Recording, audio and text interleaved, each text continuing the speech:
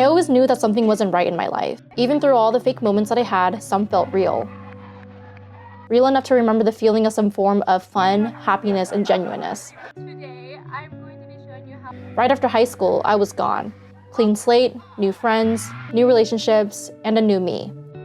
Or so I thought. For the longest time, I allowed my parents to speak and choose my life for me, telling me what I liked and didn't like, choosing what I wanted or didn't want, like the college I went to, the major that jump-started my career, the morals that I carried, all until the choice became mine, which happened right before I got that last text message.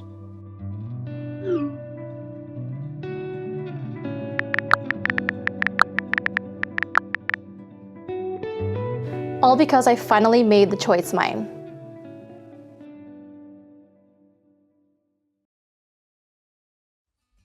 The only choice that I had that was mine since the age of 10 was being able to cheer. The only thing that I was brave enough to keep by my side against my parents. Because cheer wasn't just cheer, it was everything to me. Even after hearing all of the, you don't need cheer, cheer isn't important, I didn't realize until after years of cheering that there was no point in wanting them to support me anymore. It was like waiting for something to happen that you knew would never happen. Cheer was all that I had. Especially when it felt as if I didn't have my parents as my parents. So, was I packed up and out of that house by the end of that day? Of course I was, and I never wanted to look back. 4 years later, she became a graduate student, a full-time teacher, and a college-level cheerleading coach. She even pursued her own doctorate's degree and moved into her very own apartment, all before the age of 24. But then she also realized that this was not the life that she truly wanted. I saved up, and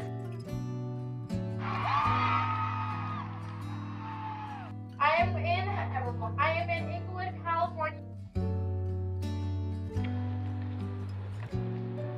And by she, I mean me, because even after all of those accomplishments, I spent an entire year trying to remember why I did it all in the first place. Was it because I wanted to?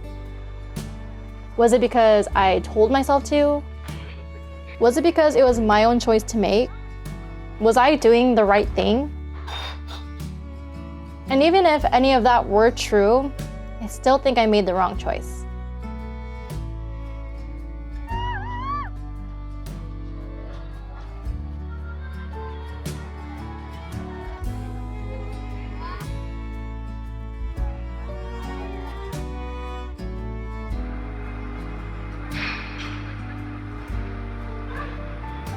I came to a concert by myself.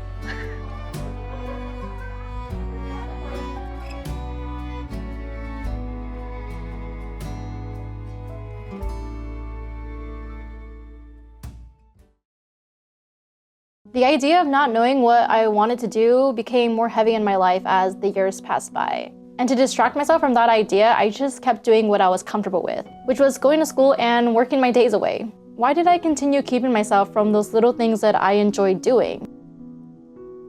Things I knew that I kept going at it, I'd become so good at it. Things that brought me real happiness and made me feel like I was more than just a college student. I was more than someone that needed a full-time job to survive. And even with that constant idea in the back of my head, I just kept ignoring it. I just kept telling myself that there was no way that I'd make something out of this. Everyone also kept saying that it wasn't the right path to take. I wouldn't succeed in that industry. I wasn't good enough. How could I ever make something out of the name Triana Vang?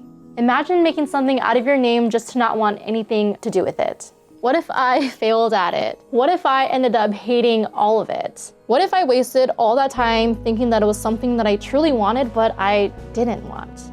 How would I have ever known that? All of these years, I've been fearful of wasting my time away with things I knew I could have succeeded at, just to end up actually wasting my time going to school and working a job that I actually ended up not wanting anymore. I didn't just go to school. I made school my life.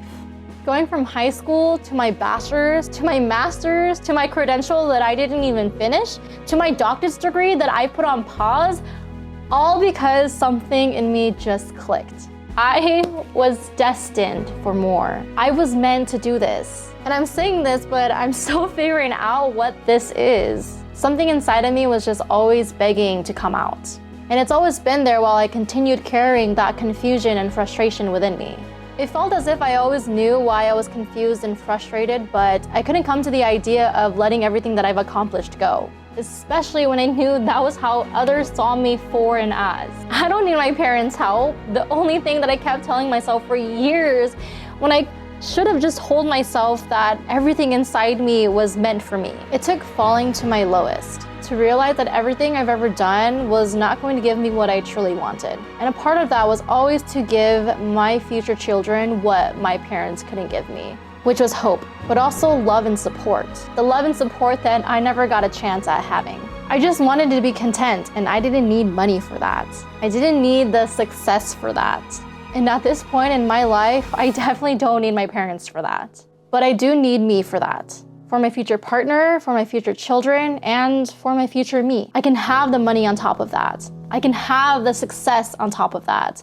But I want to be rich. I want to be rich in love and support. I want to be rich in content.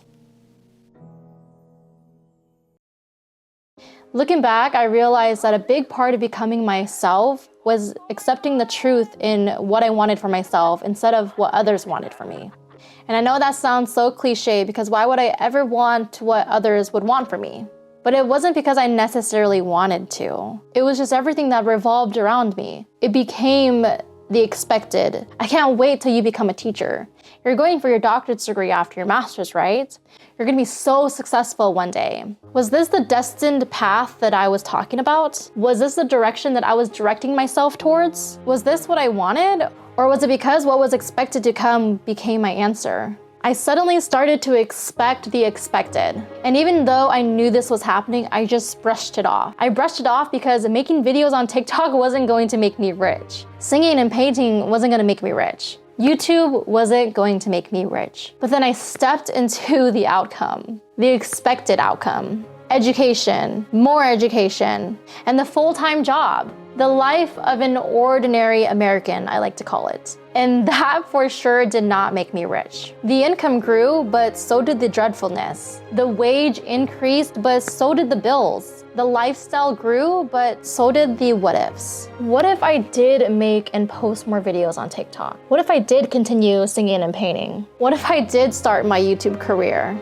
What if I did become rich while doing all of those what ifs? What if I had just finally started to believe that I had that creative mind? Creative enough to move past the life that everyone, including myself, has approved.